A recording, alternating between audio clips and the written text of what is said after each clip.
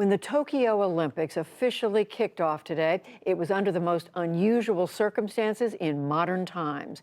While 16 days of international competition are what is planned, William Brangham takes a closer look at the tensions behind these games. That's right, Judy. The strange dynamics of opening day were yet another sign of the times. Today's ceremony acknowledged the pandemic and the isolation experienced by many over the past year and paid tribute to medical workers. Usually a star-studded show, this was a quieter ceremony. National teams paraded in, waving to a nearly empty stadium. One of the more notable moments, tennis star Naomi Osaka, arguably Japan's most famous athlete, lit the Olympic torch. It was noisier outside as protests continued against holding the Games at all in the middle of a pandemic. Just 23% of Japan's population is fully vaccinated. For more on this, I'm joined by Philip Crowther. He's reporting on the Games from Tokyo for the Associated Press. Philip, thank you very much for being here with us. This sounds like a very unusual opening ceremony by Olympic standards. Can you just give us a sense of what it's like there? Yeah, look, it was extraordinary because usually these opening ceremonies are celebrations, aren't they? There clearly wasn't the mood for a celebration here in Tokyo. You mentioned it already. This was much more of a solemn occasion and just an extraordinary thing to see that this Olympic stadium, where there should have been 68,000 people, was almost entirely empty. Just under 1,000 people were inside, and none of those members of the public. They will not be allowed to see a single second of Olympic sport in person. That is quite something to get your head around. As to the atmosphere, you just mentioned those protests. This is also something that doesn't tend to happen with opening ceremonies, that actually on the inside of the stadium you can hear the protesters during those quiet moments. And it is, of course, because of the COVID-19 pandemic that there were those quiet moments of reflection. You could hear those people chanting right outside, calling for those games to essentially not be held at all. Is that right? I understand that you were at that protest today for a period of time. Is that what they would like? They think that in the midst of a pandemic that this is just simply too dangerous to go forward?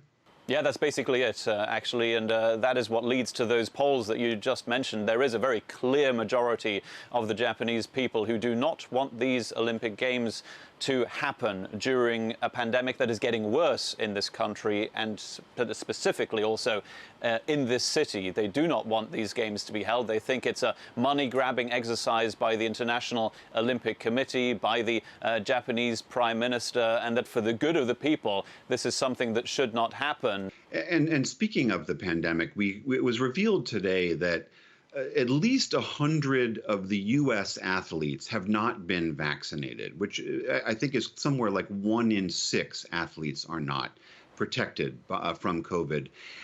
How are officials explaining that? How so many came to Tokyo in the middle of a pandemic and did not get vaccinated?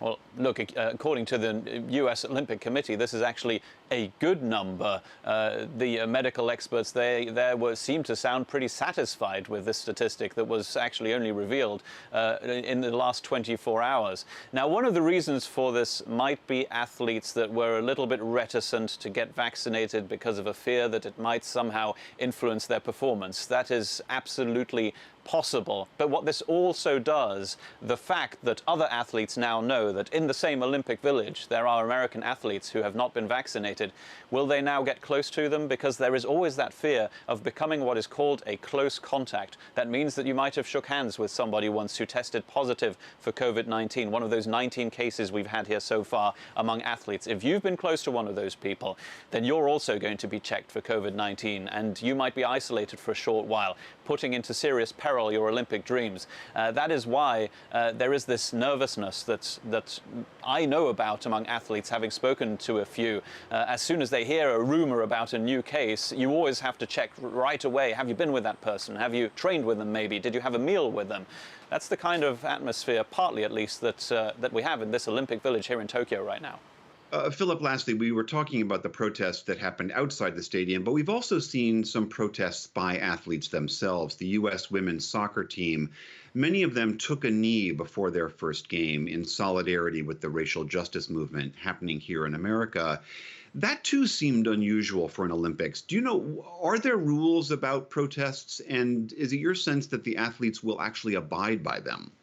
Yeah, there are some rules. Some of them are more strict than others. The International Olympic Committee made it relatively clear that some types of protest would be not necessarily welcomed, but would definitely be accepted. And when you see the female soccer team from the United States taking a knee, that is absolutely allowed within the rules of the Olympic Games. Other things are not, though, and there is an increasing pressure, actually, for other types of protest to be allowed, and that would include protesting on the actual medal podium. That is where, of course, if you want to make your case, you will get a much, much bigger audience. It is probably only a matter of time before we see some more protests, be it on the soccer field, maybe on the track and field, in the track and field stadium, the Olympic Stadium you see right behind me, and maybe even an attempt to protest against or for something on a podium. That, though, would, again, go against the rules of these Olympics.